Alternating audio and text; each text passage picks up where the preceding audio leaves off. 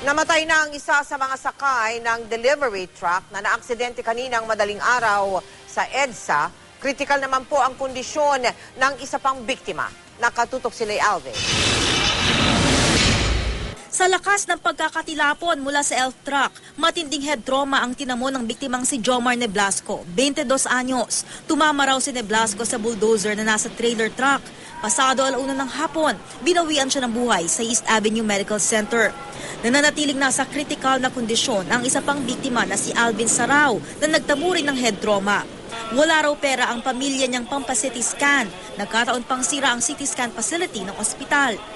Yun lang ang tumutulong po sa akin.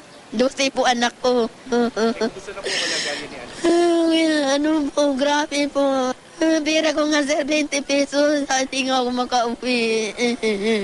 Yung pang binabiyahe namin na pinag-iista, inuutang pa namin. Eh, ito pa mangyayari. 5 ang nagtamo ng tinatawag ng mga doktor na significant injuries. Minor injuries naman ang tinamo ng 12. Karamihan sa kanila nakauwi na. Pawang mga taga-pinagbuhatan Pasig ang mga pasahero ng elf truck na araw-araw umaangkat ng isda mula sa Nabotas Fish Port. 100 piso kada banyera ang bayad nila sa truck. Nasa 20 ang sakay ng naaksidenteng truck. Kwento ng mga pasahero, dahil puno ng mga banyera ng isda ang loob ng elf truck, karamihan sa kanila ay sa bubong ng truck sumakay. Ang preno niya, binobomba niya na. Binobomba niya na para mapigil niya siguro. Kaya lang, kung susumahin mo, yung bomba niyang yon, mga 2 di pa, sumalpo kami rin sa ano. Tumilapon kami.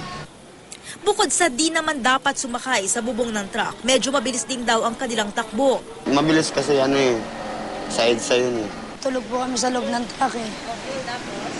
Bigla na lang sumalpok yung sinasakyan namin. 2 ang nakakonfine pa rin sa East Avenue Medical Center, habang ang 6 na kailangan ding gamutin, inilipat na sa Pasig City General Hospital. Ilan sa mga biktima ay menor de edad. Lay Alves, Nakatutok, 24 Oras.